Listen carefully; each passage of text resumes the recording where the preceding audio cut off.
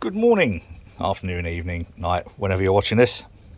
So I have an order come through yesterday for a 1967 shilling size R. Because of the way the website works, I can't actually put a little note, but it doesn't stop people ordering a 1967 shilling, even though they don't exist. Because the last shillings were minted in 1966. So I asked the person who bought it whether they'd like a florin instead, and I'm glad that they said yes, because I think the florin's a much nicer coin, and it's one that I enjoy working with more than any other. So we're going to take you through very, very briefly. I know you've probably seen me do all this sort of stuff quite a lot before. We're going to anneal it and then punch a 3/8 inch hole in it. For those who don't know, whoops, sorry, bad bit of videoing. For those who don't know, this is the process of annealing the coin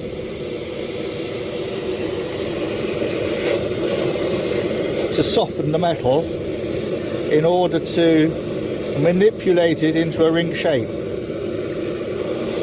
So this is the first stage of preparing it to have the hole punched in the middle.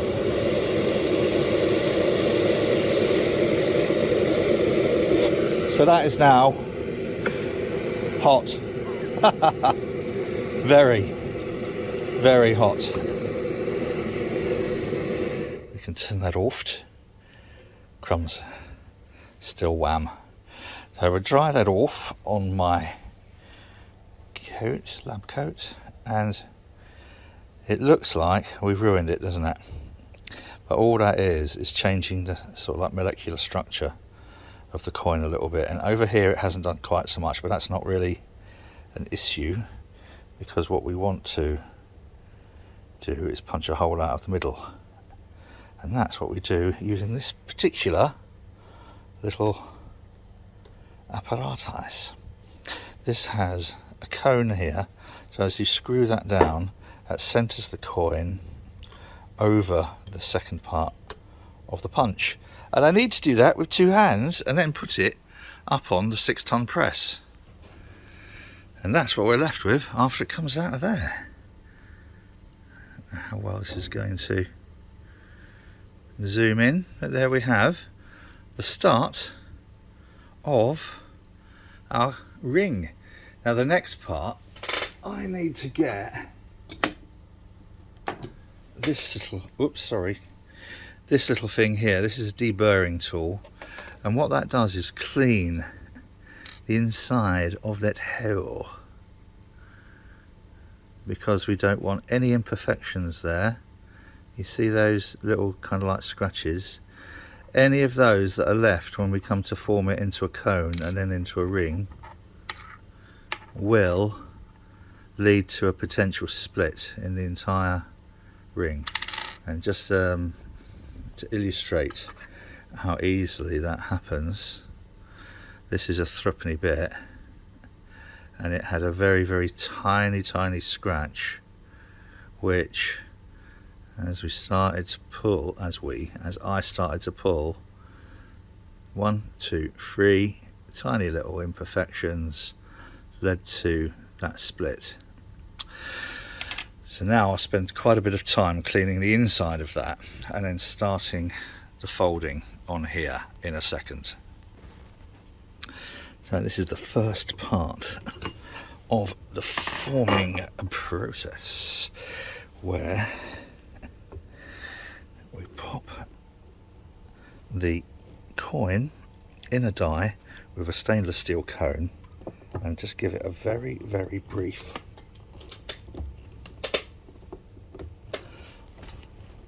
that's the start then. Guess what we do next? Yep, we anneal it. Lots and lots and lots I'm not going to video the whole process because that's available elsewhere.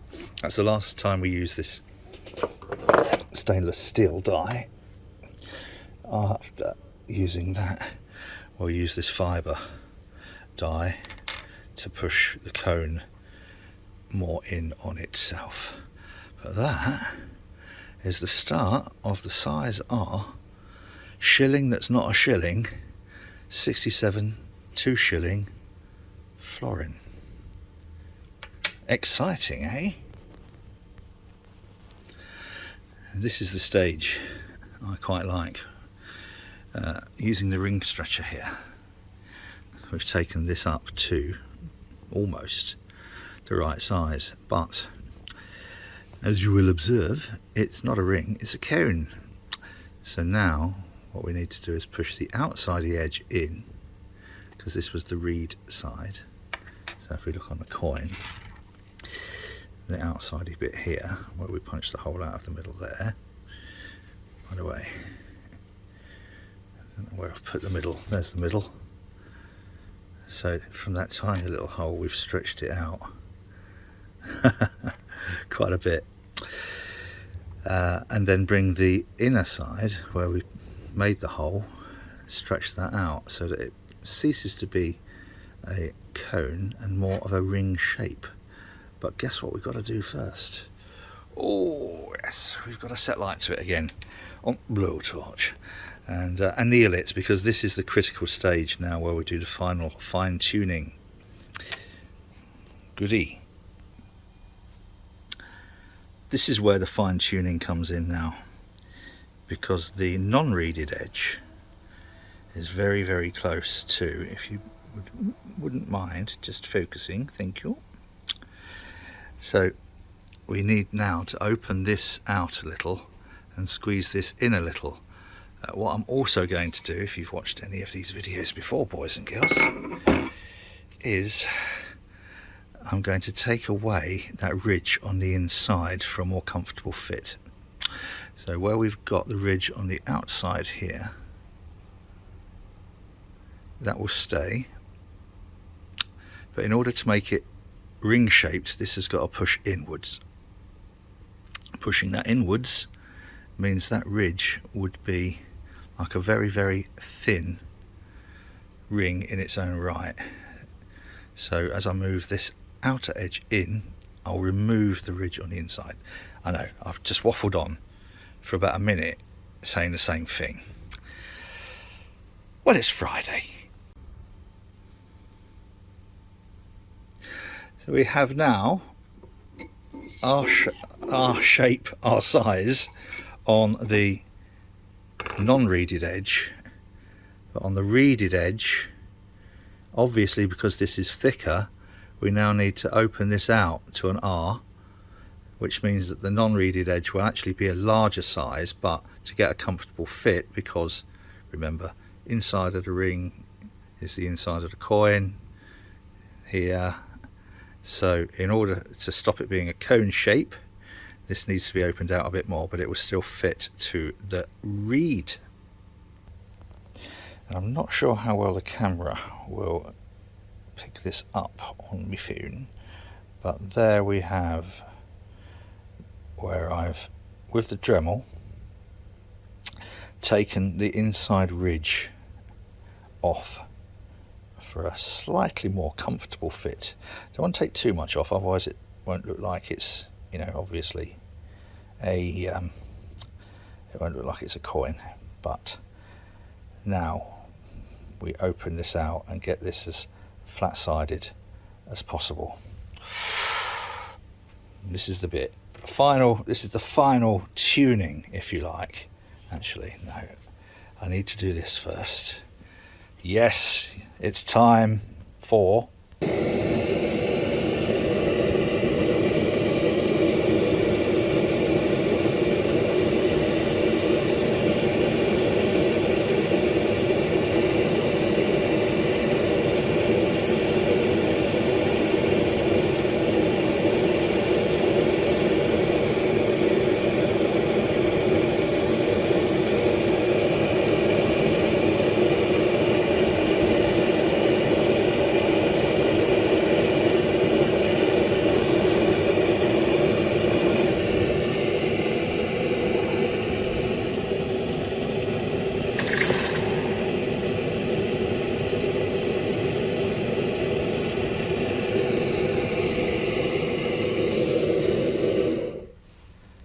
Safety first.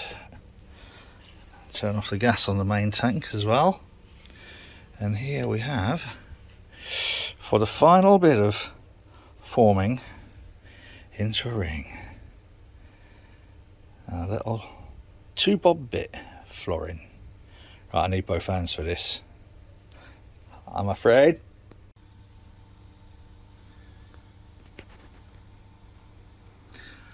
That, just zoom out a little bit, I've given it a quick rub with the Scotch-Brite pad, as this is going to be an antique finish, is spot on size R, and very happy with that. Oh, so give it a bit of a polish up. Now what I've started doing with an antique finish is not cleaning fully on the inside of the lettering, if that makes sense, and detail. I want to leave some of that antique finish that we get naturally from the deburring and the not the deburring, the annealing, but that. So that just then brings out the detail a little bit. So polish the inside, polish the reed, give this a quick polish, but leave some of that charring there, and let's see then how it looks.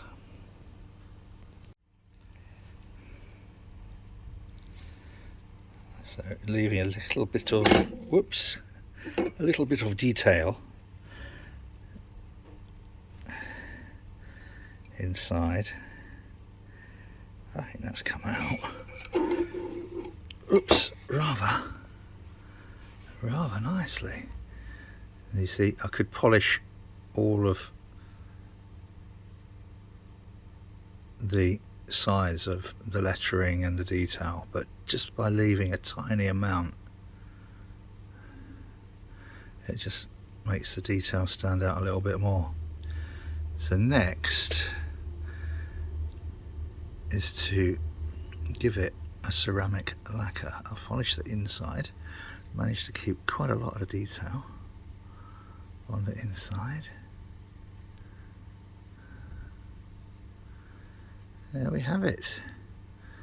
So I am very happy with the way this has turned out for our 1967 shilling, which has turned into a 1967 florin. I think this is one of the nicer pre-decimal coins to work with. It's not as huge and chunky as the half crown, and I think it's prettier than the shilling. So yeah, that, boys and girls, for today is that.